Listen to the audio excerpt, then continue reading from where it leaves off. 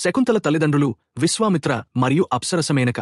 చిన్నతనం నుండి శకుంతల కణ్వ ఆశ్రమంలో పెరుగుతుంది. దుష్యంతుడి తల్లిదండ్రులు ఇలిన మరియు రథాంతరి. దుష్యంతుడు బాల్యం నుండే అడవుల్లో తిరుగుతూ పులులను, సింహాలను వేటాడి పట్టుకునేవాడు. దుష్యంతుడి పాలనలో ప్రజలు ధర్మమార్గాన్ని అనుసరించి ప్రశాంతమైన జీవితాన్ని గడిపారు. ఒకరోజు దుష్యంతుడు వేటకు వెళ్లి వేటాడుతుండగా ఒక ఆశ్రమానికి వచ్చాడు.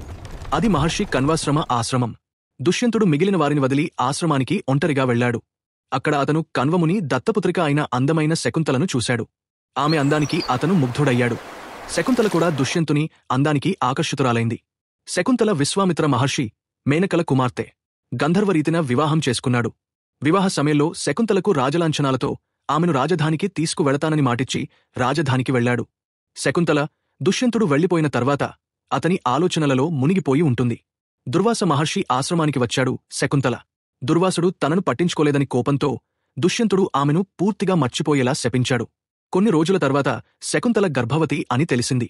దివ్యదృష్టి ద్వారా దీనిని అర్థం చేసుకున్న కణ్వ మహర్షి వారి వివాహానికి అనుమతి ఇచ్చి శకుంతలకు ఆమె కుమారుడు చక్రవర్తి అవుతాడని దీవించాడు. ఒకసారి శకుంతల తన చేయి నీళ్లలో పెట్టినప్పుడు దుష్యంత రాజు ఇచ్చిన ఉంగరం జారి నీళ్లలో పడిపోయింది. ఎంత వెతికినా ఉంగరం దొరకదు.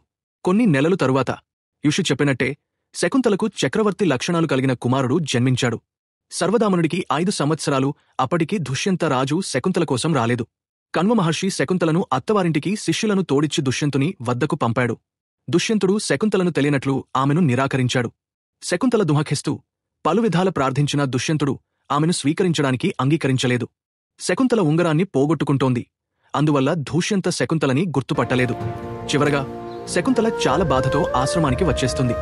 ఒకరోజు చేపలు పట్టే అతనికి ఆ ఉంగరం ఒక చేప పొట్టలో దొరికింది. ఉంగరం మీద రాజముద్ర ఉండంతో ఆ ఉంగరం తీసుకెళ్లి రాజుకి ఇచ్చాడు. దుష్యంతుడు ఆ ఉంగరం చూశాక రాజుకి జరిగినది అంతా గుర్తుకి వస్తుంది. దుష్యంతుడు తన తప్పు తెలుసుకుని ఆశ్రమానికి వెళ్లాడు. శకుంతల పక్కన తన కొడుకు సర్వధామనుడి చూస్తాడు. వారిద్దరినీ తనతో పాటు వల్ల రాజ్యానికి తీసుకెళ్లాడు. సర్వధమనుడు ఇంకో పేరు భరతుడు. భరతుని పేరు మీదుగానే భారతదేశానికి భారతవర్షం అనే పేరు వచ్చింది. వీడియో నచ్చితే లైక్ చేయండి, అలాగే ఛానల్ సబ్స్క్రైబ్ చేసుకోండి.